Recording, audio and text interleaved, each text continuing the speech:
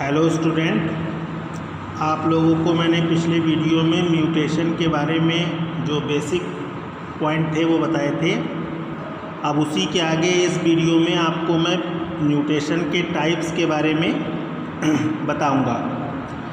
देखो, म्यूटेशन जो है उसका मतलब है any sudden heritable change in the genetic makeup of the organism is called mutation. और इसको देने वाले जो साइंटिस्ट थे वो ह्यूगो डी व्रीज थे, जिन्होंने ओइनोथेरा लैमार्कियाना पर अपने एक्सपेरिमेंट के दिए और म्यूटेशन जो टर्म है उसको फर्स्ट टाइम दिया। तो ह्यूगो डी व्रीज जो है उनको उत्परिवर्तन या म्यूटेशन के लिए याद किया जाता है और इन्होंने अपने ऑब्जर्वेशन के द्वारा म्यूटेशन थ्योरी को सबसे पहले दिया था। अगर हम म्यूटेशन की मॉडर्न थ्योरी की बात करें तो मॉडर्न थ्योरी में कुछ बेसिक पॉइंट्स हैं, जैसे कि पहला पॉइंट आपका आता है यूनिवर्सल। तो वो यूनिवर्सल का मतलब ये है कि अगर म्यूटेशन हो रहा है तो म्यूटेशन किसी भी स्पीसीज़ का एक यूनिवर्सल पॉइंट होता है, यानी कि एक स्पीसीज़ में जितने भी एनिमल्स हैं वो सारे के सारे म्यूटेंट कैरेक्टर को एक्सपोज करते हैं, शो करते हैं। तो ये किसी भी जाति में उसके सभी जंतुओं पर ये लागू होता है। दूसरा पॉइंट आपका ये है कि जर्म प्लाज्म जो है उसमें चेंज होगा, चेंज इन जर्म प्लाज्म। अब जर्म प्लाज्म का मतलब आपका होता है जेनेटिक मटेरियल। तो जो म्यूटेशन होता है उसमें जेनेटिक मटेरियल में परिवर्तन होता है, चेंजेस होते हैं, जिससे कैरेक्टर में वेरिएशन होता है और जो पेरेंटल कैरेक्टर है उससे कुछ ऐसे कैरेक्टर डेवलप होते हैं जो संतान में पाए जाते हैं, किंतु पैतृक में यानी कि पेरेंटल जनरेशन में नहीं होते हैं। जो जर्म सेल्स हैं वही केवल हेरिटेबल होती हैं। Offspring germ cells are only heritable. और ये चीज़ मैंने आपको पिछले वीडियो में भी बताया था कि जो म्यूटेशन है एक तो हेरिटेबल होते हैं और एक नॉन हेरिटेबल होते हैं। तो हेरिटेबल म्यूटेशन वही होगा जो जर्म सेल्स पर होगा, यानी कि जो हमारी जनन कोशिकाएं हैं अगर उसमें कोई चेंजेस हो रहे हैं तो वो आपका हो जाएगा हेरिटेबल। और अगर हमारी सोमेटिक सेल्स में कोई डिफरेंस हो रहा है, कोई चेंजेस हो रहा है, तो वो हेरिटेबल नहीं होता है, वो केवल एक जनरेशन में ही होता है और उस जनरेशन के ख़त्म होने पर वो स्वयं खत्म हो जाता है। Provides raw material for evolution. जो म्यूटेशन है वो as a raw material use होते हैं, किसके लिए? एवोल्यूशन के लिए। क्योंकि जैव विकास यानी कि एवोल्यूशन जो है उसमें ये बताया गया है कि जनरेशन बाई जनरेशन जो ऑर्गेनिज्म है वो अपने एटमॉस्फेयर के लिए एडाप्टेबल कैरेक्टर को चेंज करते हैं, और जो एनिमल अपने एटमॉस्फेयर के लिए पूरी तरीके से अनुकूलित होते हैं, पूरी तरीके से एडाप्टेबल होते हैं, वही सरवाइव कर पाते हैं। तो इस तरह से जनरेशन बाई जनरेशन जो म्यूटेशन कैरेक्टर हैं वो as a raw material use होते हैं, और यही रॉ मटेरियल धीरे धीरे धीरे धीरे धीरे धीरे जब ज़्यादा परसेंटेज में हो जाते हैं तो उससे न्यू स्पीसीज़ जो है उसकी फॉर्मेशन हो जाती है। समझ गए? तो यहाँ पर जो म्यूटेशन है वो एक बायोलॉजिकल प्रोसेस है और इसका जो मेन सिग्निफिकेंस है वो है वेरिएशन। और वेरिएशन ज़रूरी है किसके लिए? एवोल्यूशन के लिए। वेरिएशन ज़रूरी है किसके लिए? फॉर्मेशन ऑफ न्यू स्पीसीज़ के लिए। और वेरिएशन ज़रूरी है इसलिए एडाप्टेशन के लिए। तो अगर एनिमल्स में, अगर ऑर्गेनिज्म में वेरिएशन नहीं होगा तो उसमें जो एडाप्टेशन है, ठीक, जो न्यू स्पीसीज़ की फॉर्मेशन है उसमें क्या होगा? ब्रेक लग जाएगा। तो म्यूटेशन हमेशा होता है और सभी ऑर्गेनिज्म इसको शो करते हैं। ठीक है, फिर हम बात करेंगे टाइप्स ऑफ म्यूटेशन की। देखो, टाइप्स ऑफ म्यूटेशन जो है ये मैंने आपको पिछले वीडियो में बताया था कि दो तरह से होता है, एक तो क्रोमोसोम्स के अकॉर्डिंग होता है और दूसरा आपका जीन के अकॉर्डिंग। तो हम सबसे पहले अगर बात करें क्रोमोसोमल एवरेशन की, तो क्रोमोसोमल एवरेशन जो है इसमें आपके दो पॉइंट आते हैं। एक तो तुम्हारा आता है स्ट्रक्चर और दूसरा पॉइंट आपका आता है नंबर।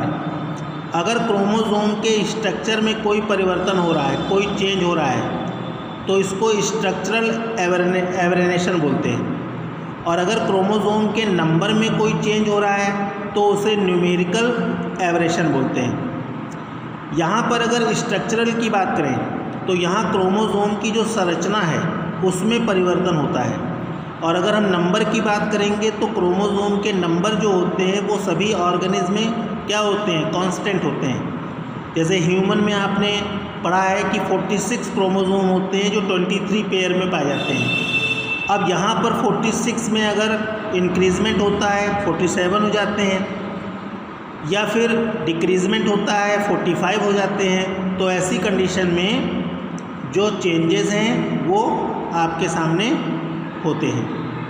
ठीक है, अब देखो यहाँ पर हम अगर बात करें पहले पॉइंट की, स्ट्रक्चरल एवरेनेशन, तो वो स्ट्रक्चरल एवरेनेशन जो होता है उसमें आपके 3 पॉइंट आते हैं। एक तो आता है डिलीशन, एक डुप्लीकेशन और एक इन्वर्जन।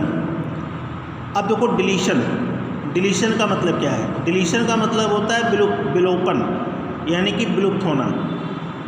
अब इसमें क्या है कि व्हेन ए पोर्शन और part of chromosome lost of gene, यानी कि या तो क्रोमोसोम का कोई पोर्शन या फिर OR पार्ट ये अगर डिलीट हो रहा है, तो ऐसी कंडीशन में ये जो प्रोसेस है इसको हम लोग क्या बोलेंगे? डिलीशन। अब देखो क्रोमोसोम में अगर मान लो किसी एक एंड पर, केवल एक एंड जो है वहाँ पर अगर डिलीशन हो रहा है तो इसको हम लोग टर्म देते हैं टर्मिनल, इसको बोलते हैं टर्मिनल डिलीशन। और अगर मान लो बिटवीन 2 एंड, यानी कि 2 छोर जो हैं उनके बीच में अगर डिलीशन हो रहा है तब इसको हम लोग बोलते हैं इंटरस्टिशियल। तो जो डिलीशन है वो 2 तरह से होता है, एक टर्मिनल होता है जो किसी एक छोर पर होता है, 1 एंड पर होता है, और एक इंटरस्टिशियल होता है जो बिटवीन 2 एंड्स होता है।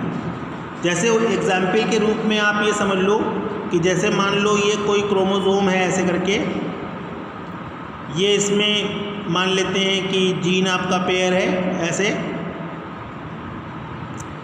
अब ये नॉर्मल है, ये जो क्रोमोसोम है नॉर्मल है। जब इसका डिलीशन हुआ तो डिलीशन होने पर अब देखो क्या हो गया,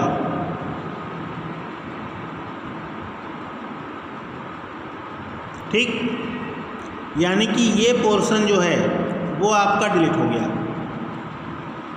तो ये जो है वो क्या हुआ, किसी एक एंड पर हुआ, तो ये आपका हो जाएगा टर्मिनल। अब इसी तरह से मान लो अगर ये डिलीशन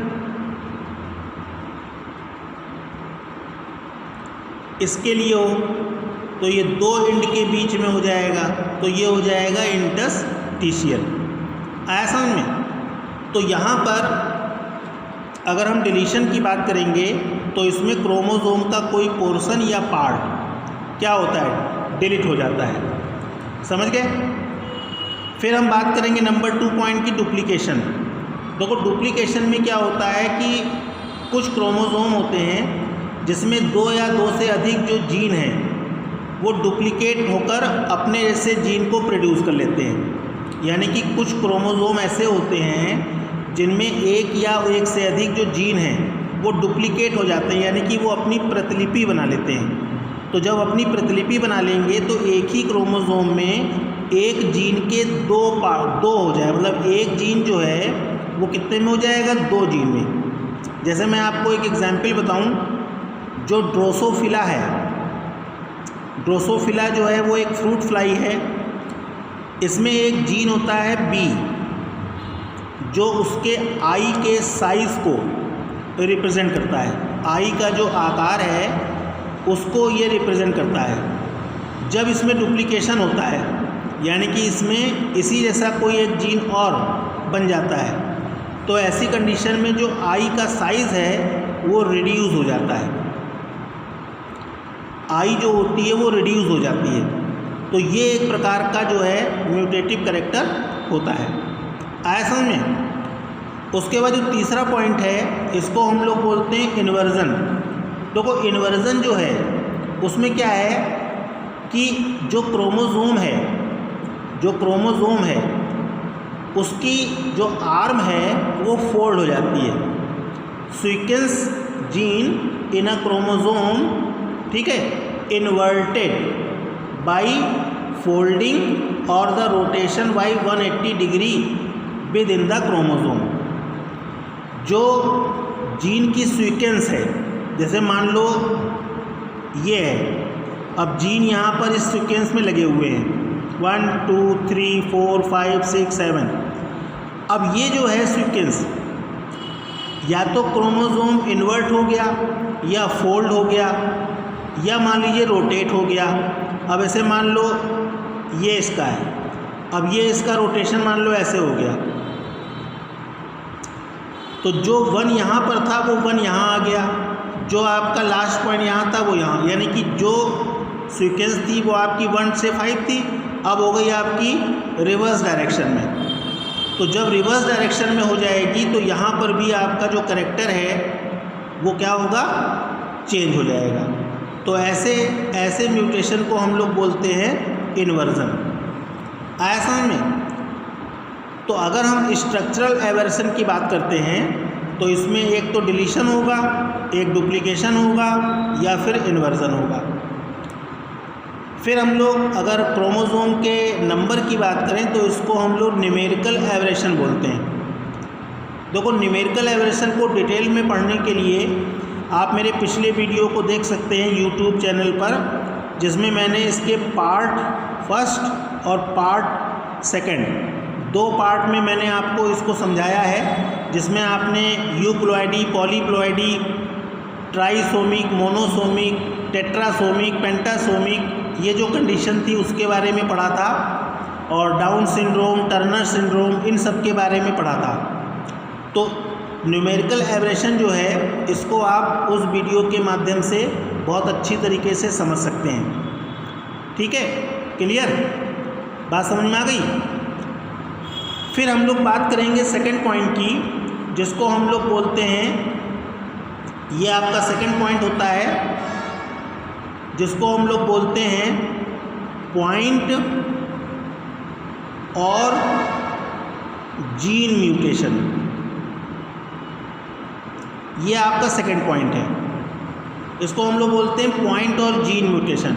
ये आपके लिए मोस्ट इम्पॉर्टेंट है, ये जो टॉपिक है ये आपके लिए मोस्ट इम्पॉर्टेंट है, क्योंकि इसमें आपको एग्ज़ाम में बहुत सारे क्वेश्चन मिलते हैं, और इसमें जो पॉइंट हैं वो भी आपको 1 मार्क्स के MCQ और कंपटीशन एग्ज़ाम में भी आपको इसके क्वेश्चन बहुत ज़्यादा मिलते हैं। तो इसको आप ध्यान से समझिए। तो वो पॉइंट और जीन म्यूटेशन का मतलब क्या है? इसमें जो जीन है उसकी जो न्यूक्लियोटाइड सीक्वेंस है उसमें चेंज होता है। न्यूक्लियोटाइड जो सीक्वेंस है उसमें चेंज होता है। अब आप समझेंगे न्यूक्लियोटाइड सीक्वेंस क्या है। तो देखो DNA जो होता है उसमें आपके न्यूक्लियोटाइड्स होते हैं, जैसा कि आप लोगों ने पिछले 10th में या 9th में आपने पढ़ा होगा। मैं आपको इसको फिर से बता देता हूँ। देखो न्यूक्लियोटाइड जो होते हैं उनमें 2 बेस होते हैं, एक आपका होता है प्यूरिन और एक होता है प्रिमिडीन। ठीक है, जो प्यूरिन होता है इसमें आपका एडेनिन और गुआनिन ये 2 लेटर होते हैं, और जो प्रिमिडीन है इसमें आपका होता है थायमीन और साइटोसिन। इसमें एक तीसरा और होता है यूरेसिल। यूरेसिल जो होता है वो DNA में एब्सेंट होता है लेकिन RNA में प्रेजेंट होता है। तो एक आपका प्यूरिन और एक प्रिमिडीन, ये 2 बेस होते हैं जिसमें एडेनिन गुआनिन ये प्यूरिन बेस में न्यूक्लियोटाइड होते हैं, और थायमीन और साइटोसिन जो होते हैं वो पिरिमिडीन होते हैं। तो जीन म्यूटेशन जो होता है इसमें क्या होता है कि ये जो न्यूक्लियोटाइड हैं इनमें चेंजेस होते हैं, यानी कि इनकी जो पोजीशन है उसमें चेंज होता है, या फिर इनके जो सीक्वेंस है उसमें चेंज हो जाता है। अब वो चेंज कौन कौन से होते हैं वो मैं आपको बता रहा हूँ। देखो, इसमें आपका पहला पॉइंट आता है, इसको हम बोलते हैं सब्स्टिट्यूशन म्यूटेशन। अब देखो, सब्स्टिट्यूशन म्यूटेशन का मतलब क्या है। इसमें एक न्यूक्लियोटाइड रिप्लेस करता है, ठीक, अनदर न्यूक्लियोटाइड को। सब्स्टिट्यूशन यानी कि एक न्यूक्लियोटाइड चेंज होकर, रिप्लेस होकर दूसरे न्यूक्लियोटाइड में बदल जाता है। तो जो सीक्वेंस है उसमें न्यूक्लियोटाइड का जो चेंज है वो एक न्यूक्लियोटाइड से दूसरे न्यूक्लियोटाइड में होता है। अब अगर हम इसको टाइप्स में देखें तो देखो, ये दो प्रकार से होता है। पहला आपका होता है ट्रांजिशन म्यूटेशन,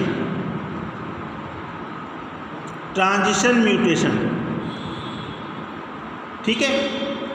अब देखो, इस प्रकार का जो म्यूटेशन है इसमें बेस चेंज नहीं होता, जो बेस होता है वो चेंज नहीं होता। जैसे प्यूरिन में, या फिर पिरिमिडीन में चेंज होता है। यानी कि एडेनिन, ठीक, गुआनिन से, या गुआनिन एडेनिन से, इन दोनों न्यूक्लियोटाइड में चेंज होता है। और पिरिमिडीन में थायमीन और साइटोसिन आता है, ये दोनों एक दूसरे में चेंज होंगे। तो यहाँ पर बेस चेंज नहीं होता है। एडेनिन के स्थान पे गुआनिन आ जाएगा, गुआनिन के स्थान पे एडेनिन, या थायमीन के स्थान पे साइटोसिन, साइटोसिन के स्थान पे थायमीन। तो ये कंडीशन जो होती है वो ट्रांजिशन होती है। और दूसरी कंडीशन जो होती है उसको हम बोलते हैं ट्रांसवर्जन।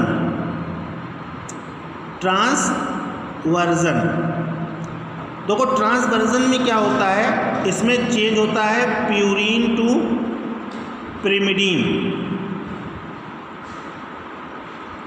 यानी कि इसमें एक बेस दूसरे बेस में चेंज हो जाता है। जैसे उदाहरण के रूप में एडेनिन है तो ये रिप्लेस हो गया किसमें, साइटोसिन में। तो एडेनिन जब रिप्लेस होगा साइटोसिन में तो एडेनिन क्या है, प्यूरिन बेस, और साइटोसिन क्या है, पिरिमिडीन बेस। तो एडेनिन का रिप्लेसमेंट किसमें हो रहा है, साइटोसिन में, यानी कि प्यूरिन बेस चेंज हो रहा है किसमें, पिरिमिडीन में। तो इस तरह से अगर हम सब्स्टिट्यूशन म्यूटेशन की बात करें तो इसमें एक तो ट्रांजिशन म्यूटेशन होता है जिसमें प्यूरिन से प्यूरिन, पिरिमिडीन से पिरिमिडीन ये चेंज होते हैं, और एक ट्रांसवर्जन होता है जिसमें प्यूरिन से पिरिमिडीन चेंज होता है। आया समझ में?